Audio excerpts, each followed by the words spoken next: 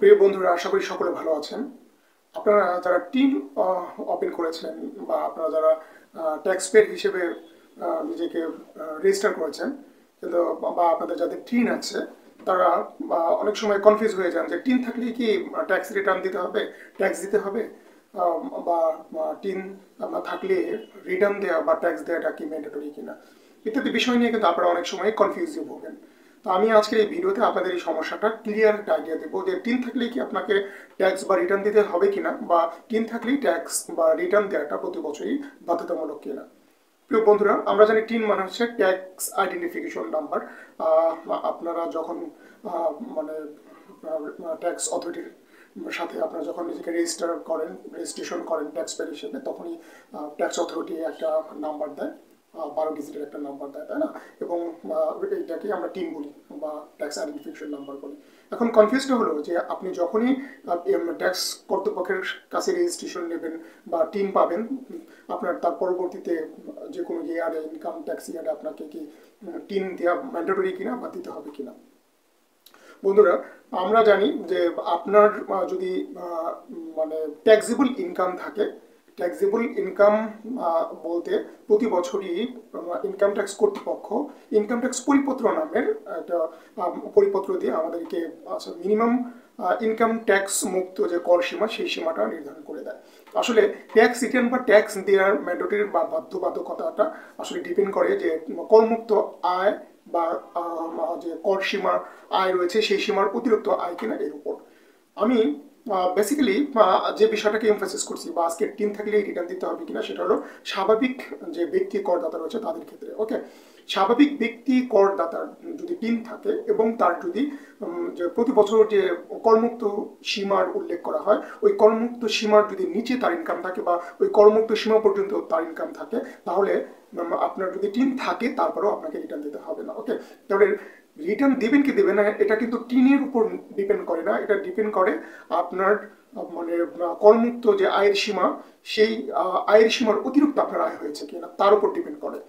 যেমন বর্তমান সময়ে ইনকাম ট্যাক্স ইয়ার 2024 এবং 25-এর আপনার করমুক্ত আয়ের সীমা হয়েছে একজন ব্যক্তির ক্ষেত্রে, ব্যক্তি করদাতা হিসেবে করমুক্ত আয়ের সীমা হচ্ছে 3,50,000 টাকা। তার মানে আপনার আয় যদি 3,50,000 টাকার বা 3,50,000 টাকার নিচে হয়, মানে 3,50,000 টাকা অথবা 3,50,000 টাকার কম, তাহলে কিন্তু আপনাকে এই ইনকাম ট্যাক্স ইয়ার 2024 এবং 25 ইয়ারে আপনাকে রিটার্ন দিতে হবে না, যদিও আপনার টিন থাকে। কিন্তু আপনার ইনকাম যদি 3,50,000 টাকার বেশি হয়, তাহলে অবশ্যই আপনাকে রিটার্ন দিতে হবে, সেক্ষেত্রে আপনার টিন থাকুক আর না থাকুক। ওকে, এবং আপনাকে ট্যাক্স দিতে হবে। ওকে, তাহলে রিটার্ন দেওয়া বা ট্যাক্স দেওয়াটা কিন্তু টিনের উপর ডিপেন্ড করে না, এটা ডিপেন্ড করে করমুক্ত যে সীমা রয়েছে ওই সীমার অতিরিক্ত আয়। হ্যাঁ, তাহলে ওই সীমার অতিরিক্ত যদি আয় হয় বা করমুক্ত আয় যে সীমা প্রতি বছর নির্ধারণ করে দেয় এনবিআর কর্তৃপক্ষ বা ট্যাক্স অথরিটি, এই করমুক্ত সীমার বেশি যখন আপনার আয় হবে, তাহলে ওই করমুক্ত সীমার অতিরিক্ত পরিমাণ আপনার যে ইনকাম হবে সেই ইনকামের উপর আপনাকে ট্যাক্স দিতে হবে বা রিটার্ন দিতে হবে। এই ক্ষেত্রে আপনার টিন থাকুক আর না থাকুক। আর আপনার যদি টিন থাকেও, তারপর আপনার ইনকাম ট্যাক্স অথরিটি যে করমুক্ত সীমা নির্ধারণ করে, ওই করমুক্ত সীমা বা তার নিচে যদি আপনার ইনকাম হয়, তাহলে টিন থাকলেও আপনাকে রিটার্ন দিতে হবে না।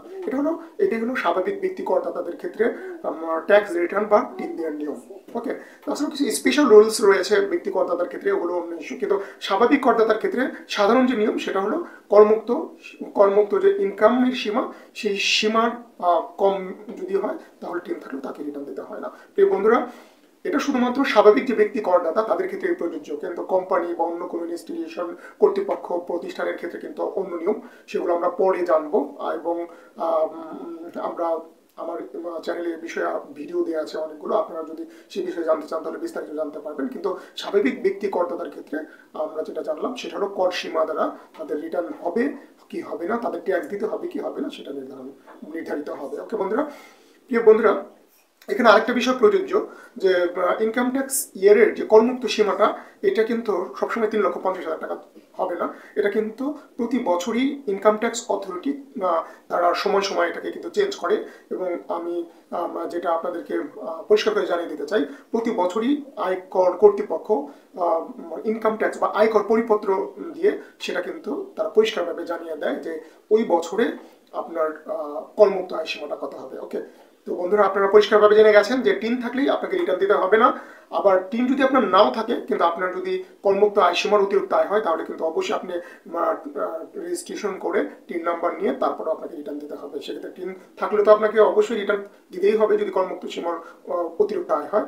আর যদি টিন আপনার নাও থাকে, আপনাকে রেজিস্ট্রেশন নিয়ে টিন নাম্বার নতুন নিয়ে তারপর থেকে আপনাকে ট্যাক্স দেওয়া বা রিটার্ন দেওয়া শুরু করতে হবে। এটাই হচ্ছে বর্তমান যে ইনকাম ট্যাক্স 2023 হয়েছে, ট্যাক্স অনুযায়ী সেই ইনকাম ট্যাক্স আইন 2023 অনুযায়ী আমি আজকে আলোচনাটা করলাম। তো বন্ধুরা, পরবর্তী ভিডিও দেখার আমন্ত্রণ জানিয়ে আজকের মতো এখানেই বিদায় নিচ্ছি।